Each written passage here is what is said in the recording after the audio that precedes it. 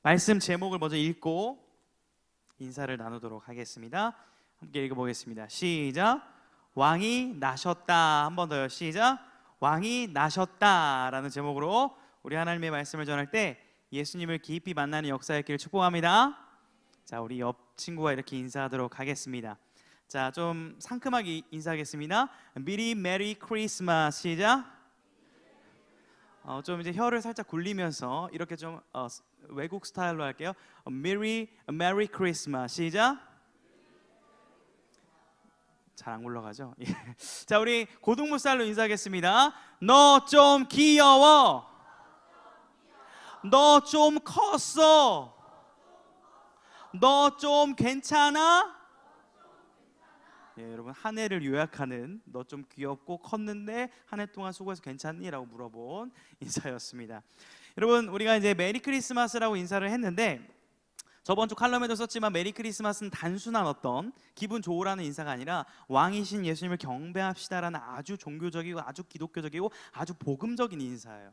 그것이 전 세계에 울려 퍼지고 있는 아주 우리가 즐기고 있는 그러한 축제와 같은 시간이라고도 할 수 있습니다. 혹시 크리스마스만 되면 옆구리가 시린 친구들 있나요? 난 가을을 타는 게 아니라 성탄을 탄다는 친구도 있나요? 성탄 타는 친구 있어요? 고발 좀 해주세요. 누가 성탄을 타죠? 고개를 들라 우리 친구들. 시작부터 주면 안 됩니다. 시작부터.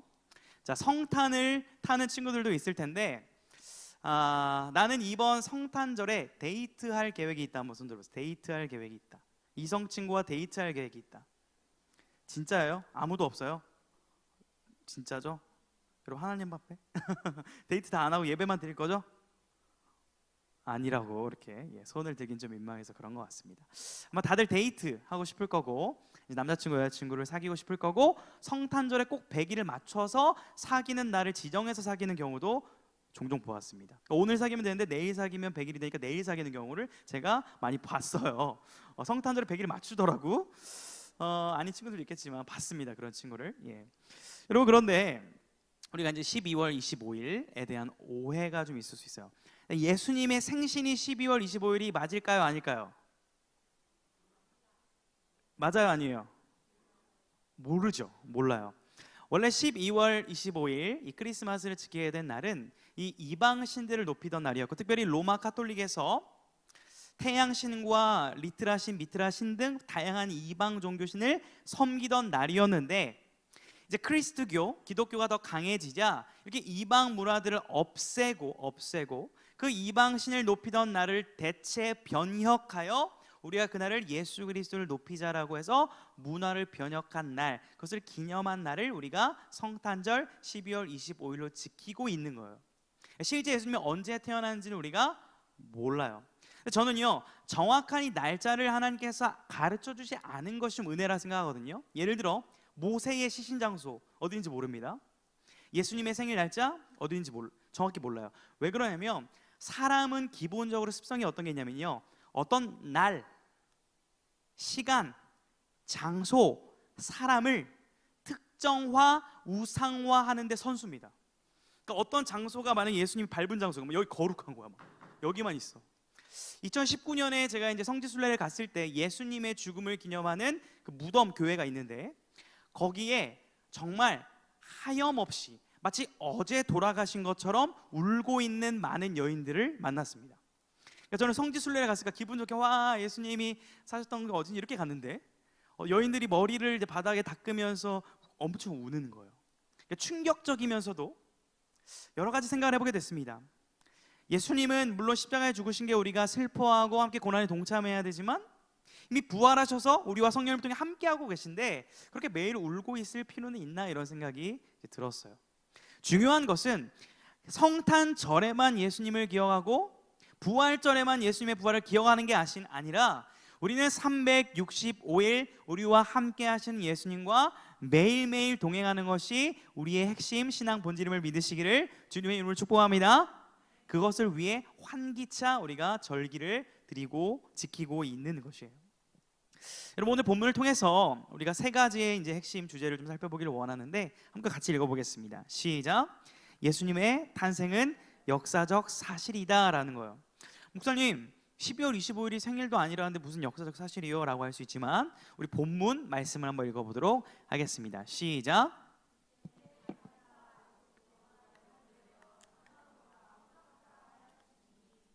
자, 성경은요, 그때에라는 명확한 시제를 기록하고 있어요. 그때에 어떤 역사의 한 시점을 분명하게 기록하고 가르치고 있다라는 사실이에요.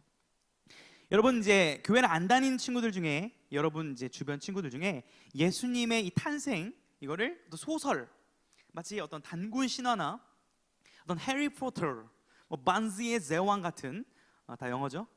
이런 어떤 소설처럼 생각하는 경향이 있는데, 여러분, 예수님의 탄생이 역사적 사실이라는 건 상식이고 그냥 통용되는 지식의 기초입니다. 그런데요, 많은 사람들이 그냥 그런가? 신화처럼 생각하는 경향이 있어요. 여러분, 우리가 BC와 AD를 알고 있죠? BC가 뭐죠? Before Christ. 영어 교실은 아닌데. 자, AD 뭐죠?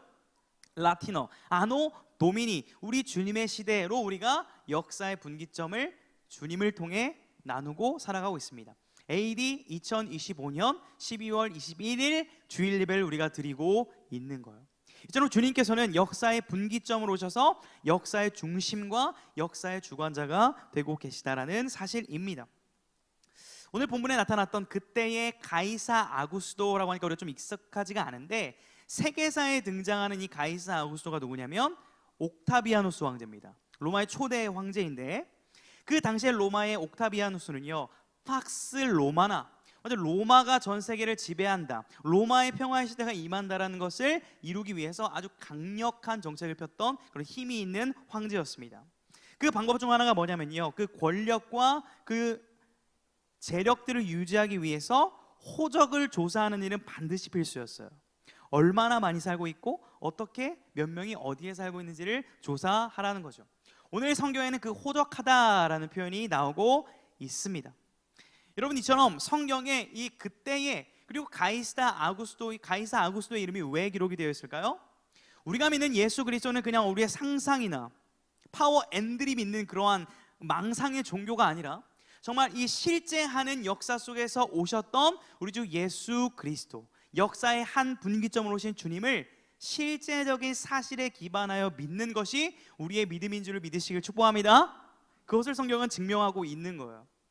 더 나아가 두 번째로요, 예수님의 탄생은 단순한 역사적인 어떤 의미만 가지는 것이 아니라 하나님 말씀의 성취라는 놀라운 사실입니다. 자, 본문 4절 함께 읽겠습니다. 시작.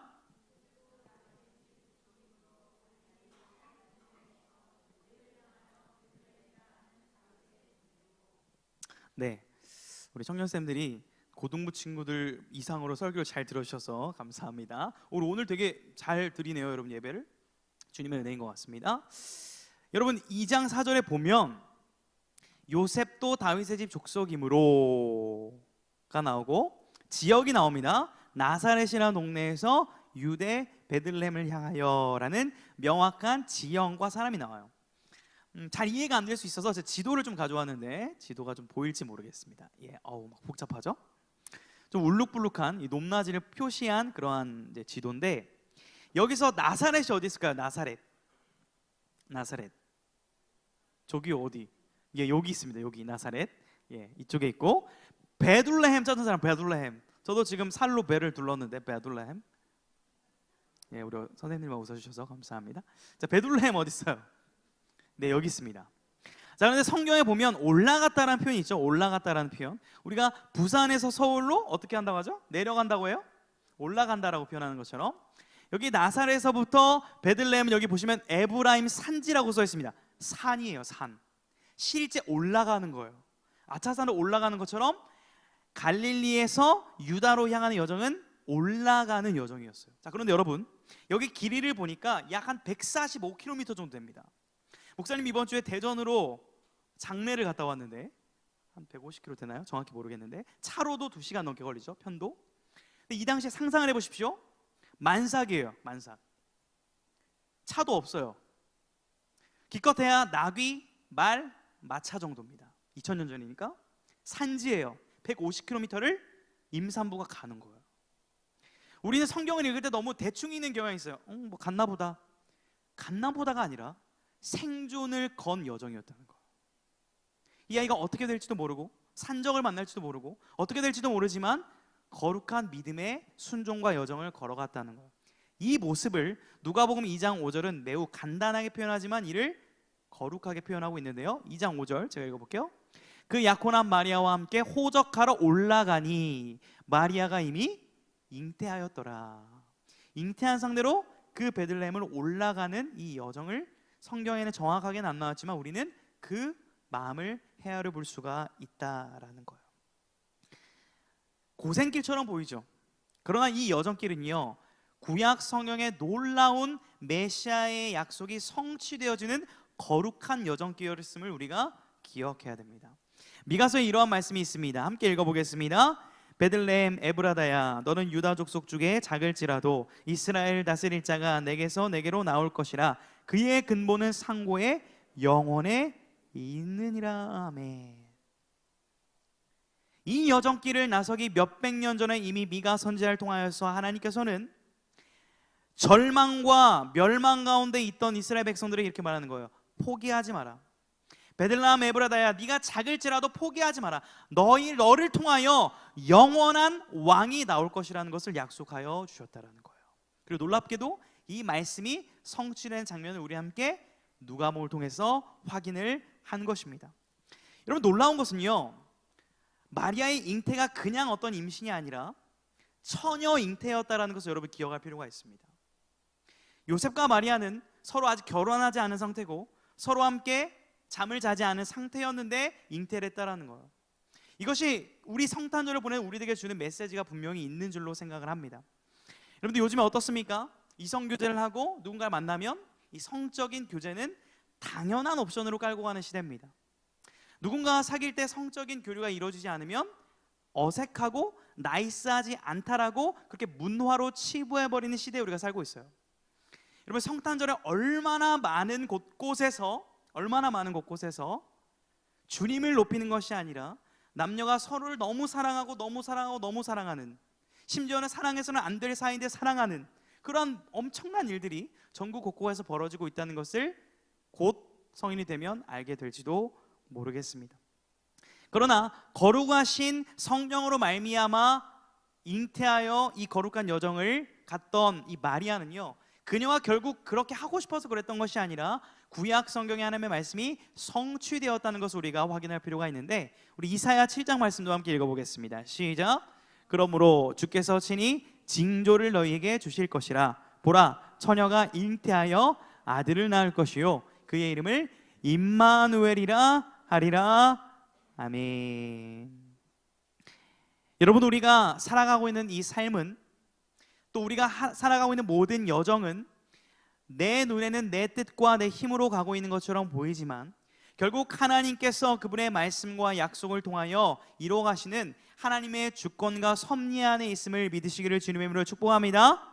요셉과 마리아의 여정은 고통으로 보이는 여정이었지만 우리를 구원할 메시아가 태어나는 그 거룩한 여정이었고, 또 우리가 가고 있는 이 고등부의 생활, 여러분의 이 청년의 생활, 또 우리의 삶의 모든 여정이 하나님의 뜻 안에서 이루어지고 있음을 우리는 신뢰할 때 감사와 기쁨을 고백할 줄 믿으시기를 주님의 이름으로 축복합니다.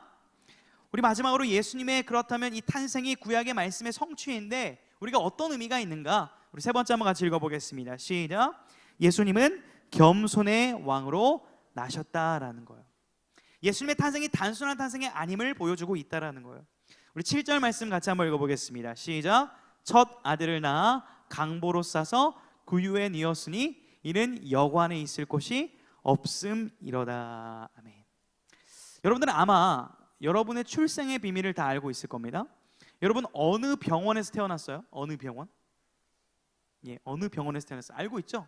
부모님 막 얘기해줬죠. 너는 어느 병원에서 태어났고 엄마가 너 낳으면서 이렇게 고생해가지고 이랬는데 뭐 이런 얘기 많이 들었을 텐데 어느 병원인지 알고 있습니다. 목사님이 어느 병원에서 태어난지 혹시 맞히는 분에게 제가 상품을 드릴게요. 못 맞출 걸 알고 거는 거예요. 예수병원요? 정답. 어떻게 하셨어요? 전주에 났으니까 전주 예수병원 선물을 드려야겠네요. 예. 네, 뭐 박수 살포시. 예, 약속을 지키겠습니다.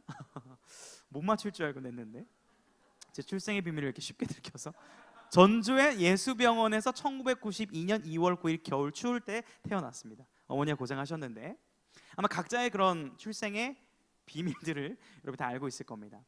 예수님의 출생의 시작을 기록하고 있죠.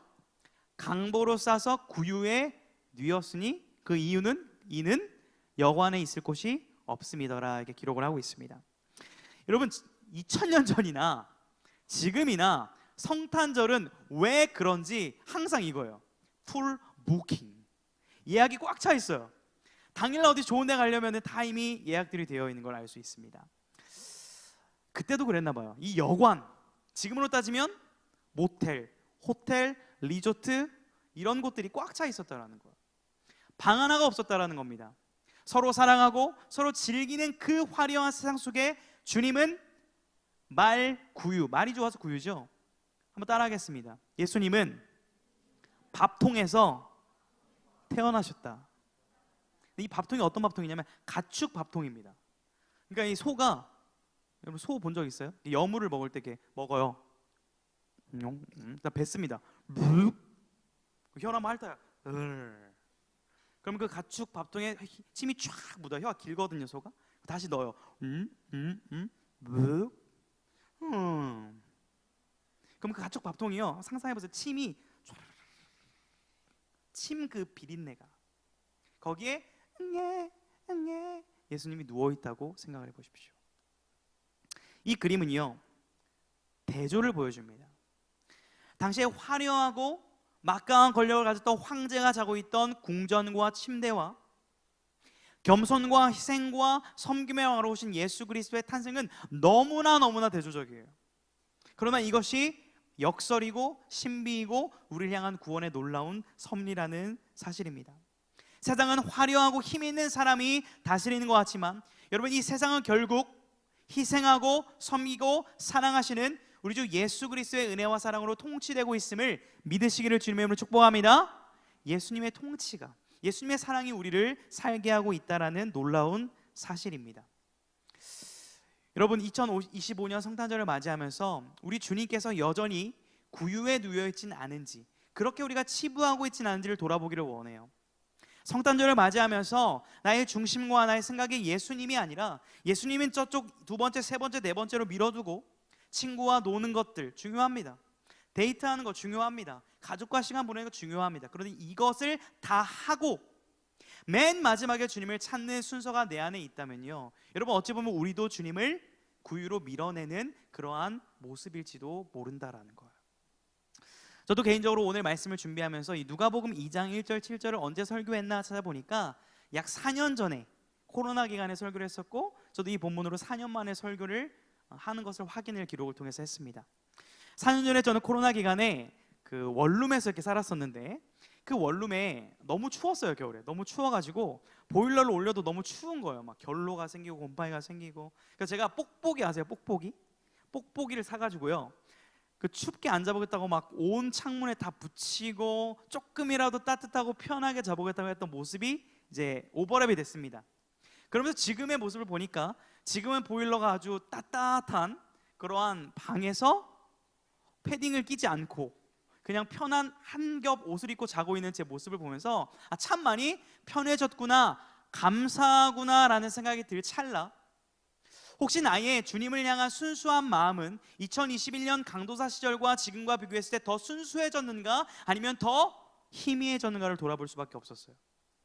그때 주님을 맞이했던 성탄의 순수함의 설렘의 마음보다 지금의 마음이 더 순수하지 않다는 것을 발견하고 회개할 수밖에 없었습니다.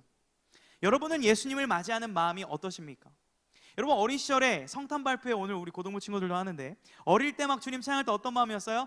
예수님 어서 오세요 막 이렇게 찬양하던 우리가 지금은 예수님 어서 오세요 오든 말든 이런 태도 아니에요? 태도가 성탄절 나와 상관없어요. 약간 이런 태도 아닙니까? 분명 교회를 오래 다녔고 말씀을 많이 들었고 신앙이 성장했다고 착각하는 우리인데 우리의 주님을 향한 마음은 어떠냐는 말씀입니다. 여러분 기억하십시오. 성탄의 주인 메리 크리스마스의 중심은 예수 그리스도를 기억할 주님을 축복합니다. 다른 어떤 것도 이 자리를 대체할 수 없습니다. 다른 어떤 것도 본질이 될 수 없어요. 우리를 위해 이 땅에 오신 구원자 예수 그리스도가 성탄의 주님을 선포하는 여러분들이 되길 주님의 축복합니다. 그렇게 보내야 돼요, 여러분. 저는 여러분이 이번 성탄을 며칠 안 앞두고 있지만 이 날을 어떻게 보낼지를 고민하면서 그 날과 그날 이후의 매일매일의 삶을 세상과 벗하고 다른 것과 손잡고 가는 것이 아니라 예수님의 손을 잡고 예수님과 동행하기를 결단해보는 믿음의 청소년들이 될 수 있기를 주님의 이름으로 축복합니다. 그런 한 사람의 결단을 통해서 메리 크리스마스라는 이 고백이 허상의 고백이 아니라 조금씩 그 의미가 전해지고 많은 사람들에게 예수님이 전해지는 놀라운 역사가 여러분을 통해 일어날 것을 믿고 확신하며 주님의 이름으로 축복합니다. 아멘. 메리 크리스마스입니다. 우리 함께 이제 찬양하면서 기도하기를 원합니다. 우리 그가 오신 이유라는 찬양이 있는데 우리 찬양 함께 부르도록 하겠습니다.